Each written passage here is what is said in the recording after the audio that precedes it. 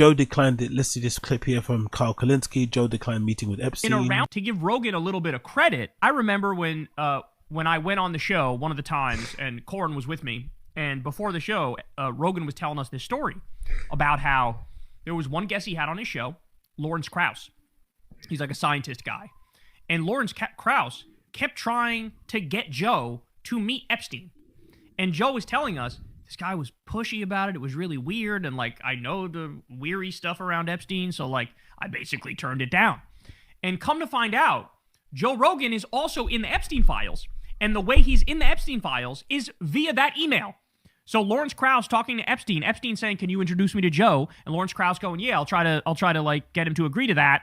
And then Krauss tries and fails. And you have Krauss sending another email to Epstein, basically being like, sorry, we weren't even able to really make it work out. He's a little skittish. I thought he wouldn't be this skittish, right?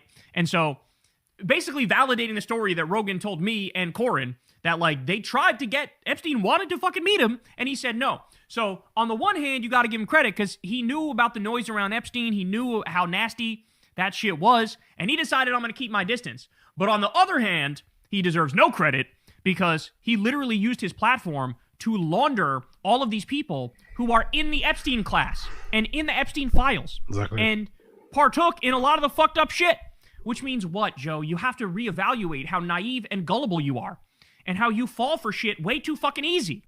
And that's the main point to come away from this. That radar that Rogan allegedly has, that alleged radar, right? That radar, that bullshit radar is non-existent. It doesn't exist. It's not a thing. It's not a thing. He's been duped and had by so many people, from the fucking convict, that guy that was advocating for, what's it called, for prison reform or something, right? He came out, allegedly was rehabilitated, and a couple of weeks later ends up chopping some guy's head off or something, his roommates or something like that nonsense that happened. Like, all of these fucking charlatans and these pedos and these MAGA grifter people that he has on his show. Rogan's acceptable as anybody out there when it comes to somebody, you know, shilling something or grifting something. So maybe he has to face up to that reality, and the rest of it obviously is horrible in itself, but that alone is something that he probably has to face up to.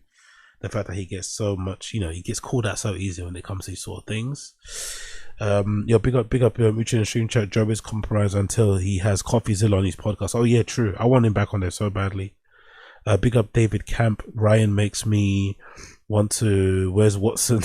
What Ryan makes me want Wes Watson to kick his ass. Jack Donny Jr. How long until Joe's videos are posted with the comments off? Yeah, true.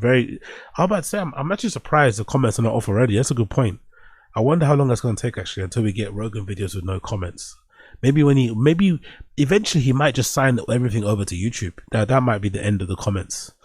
Big up Asada. He's listen, criticize all the Epstein listed people, but don't come for Joe's BS radar. Hilarious. I don't think he was duped. I think he was bought via the Spotify deal. Yeah, for sure. The Spotify deal was when we started to realize, and we noticed a lot of neutering of Rogan in it. When he started to take away some of the episodes, when he lied and said the reason why the episodes weren't up is because of the porting of. Remember, that's initially what he said. When he could have just been honest and said, yeah, those episodes didn't get shared because they involved controversial guests who Spotify didn't want to have on. But he lied and ran cover for Spotify and said those episodes will be available. I think those Chris D'Elia episodes, Joe Diaz episodes, but he said he lied and said they didn't show up because they weren't being ported over. They were still loading or something.